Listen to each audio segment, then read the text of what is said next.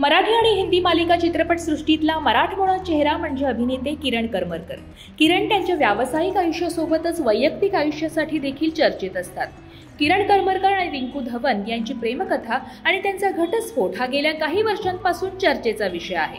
त्यांनी 2002 मध्ये लग्न केलं, परंतु 15 वर्षांच्या वैवाहिक जीवनानंतर 2017 मध्ये ते वेगळे झाले आणि 2019 मध्ये त्यांचा अधिकृत घटस्फोट झाला।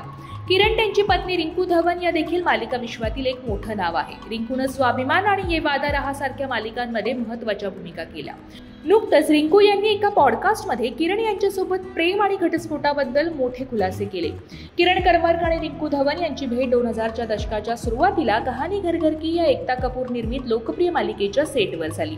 या मालिकेत त्यांनी भाऊ बहिणीची भूमिका साकारली होती, परंतु सेटवरील त्यांची जवळीक लवकरच मैत्रीत आणि नंतर प्रेमात बदलली। त्यांच्या ऑनस्क्रीन केमिस्ट्री प्रमाणेच ऑफ स्क्रीन त्यांचं नातंही चाहत्यांचं लक्ष वेधून घेत होतं। 2002 मध्ये त्यांनी लग्न केलं आणि त्यांना एक मुलगा झाला। या जोडीनं त्यांच्या प्रेमकथेची सुरुवात खूपच रोमॅन्टिक पद्धतीनं केली होती।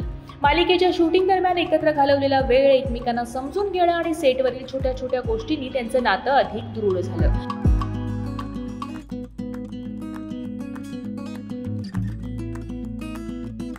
त्यांच्या नात्याला चाहत्यांनीही खूप प्रेम दिलं।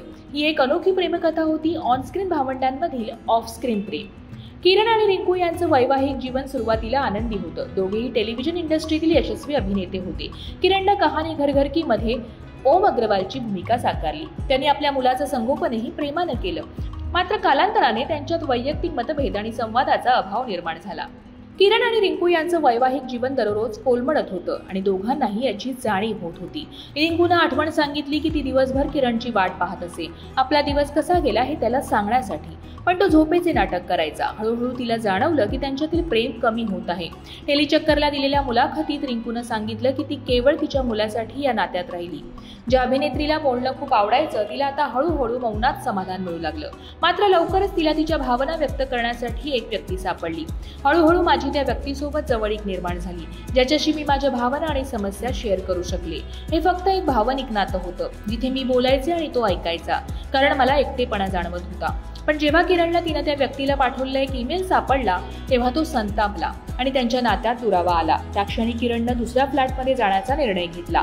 2017 मध्ये किरण आणि रिंकू वेगळे झाले आणि त्यांनी आपल्या मुलाला या निर्णयाची माहिती विश्वासात घेऊन दिली।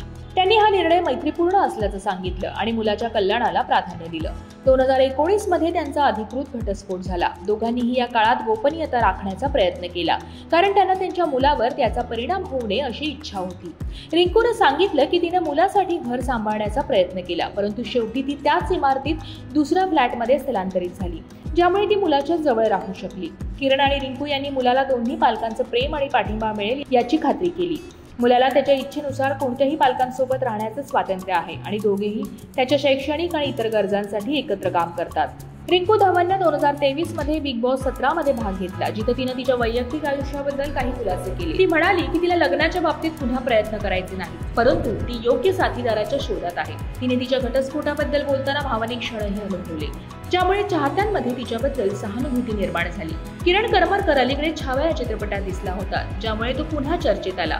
किरण आणि रिंकू यांच्यात आता कोणतंही शत्रुत्व नाही आणि ते एकमेकांच्या व्यक्तिमत्वाचा आदर करतात। किरण करमरकर हे एक भारतीय अभिनेते आहेत, जे हिंदी आणि मराठी चित्रपट, दूरचित्रवाणी आणि रंगभूमीवर कार्यरत आहेत। त्यांनी आपल्या अभिनय कारकिर्दीची सुरुवात 1989 मध्ये दिनमान या मराठी रंगभूमी गटातून केली। किरण यांनी निष्पाप या चित्रपटातून मराठी चित्रपटसृष्टीत पदार्पण केलं। क्षणोक्षणी या चित्रपटातील अभिनयासाठी त्यांना महाराष्ट्र राज्य चित्रपट पुरस्कार मिळाला। त्यांना स्टार प्लस वरील कहाणी घर घर की या हिंदी मालिकेतील ओम अग्रवालच्या भूमिकेसाठी विशेष ओळखलं जातं।